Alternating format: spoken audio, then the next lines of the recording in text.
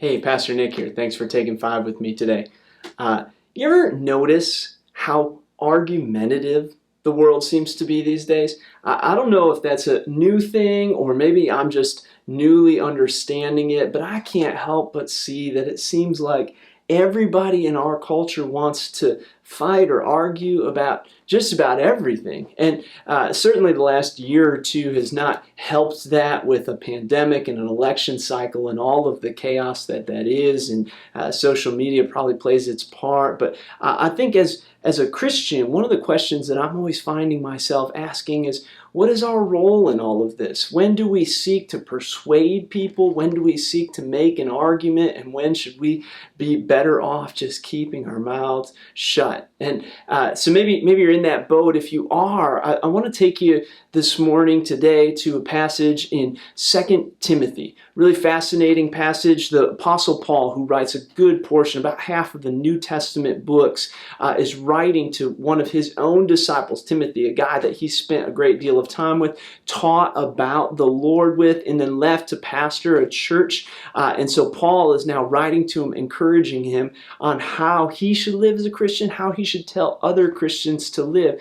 And he gives them these really interesting warnings. In 2 Timothy chapter 2, he says that he should avoid worldly and empty chatter, for it will lead to further ungodliness. And so the question is, what is worldly and empty chatter? What's that even mean? Well, he goes on to say it this way, that we should refuse foolish and ignorant speculations, knowing that they produce quarrels, and that the Lord's bondservant, that's all those who are believers, Christians, must not be quarrelsome, but would be kind to all, able to teach, patient when wronged, and with gentleness correcting those who are in opposition, if perhaps God may grant them repentance, leading to the knowledge of truth, and they may come to their senses and escape the snare of the devil, having been held captive by him to do his will.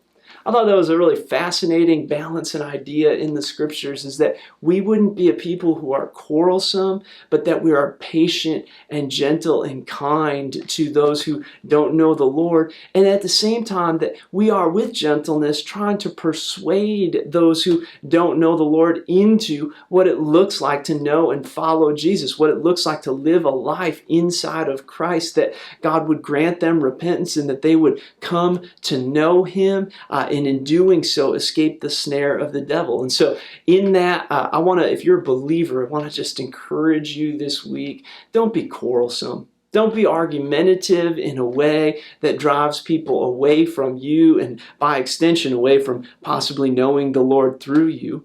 And if you're a believer, maybe you automatically shy away from ever having a discussion with somebody or ever disagreeing with some. Note that Paul's understanding of this and his instruction in Timothy's is not to avoid all conversations that might have some value, but with gentleness correct those who are in opposition. That we would look to lead people in the way of truth, but to do so with gentleness. And maybe you're watching this and you're not a Christian at all, and you really are opposed to the things of God. Here's what I would encourage you.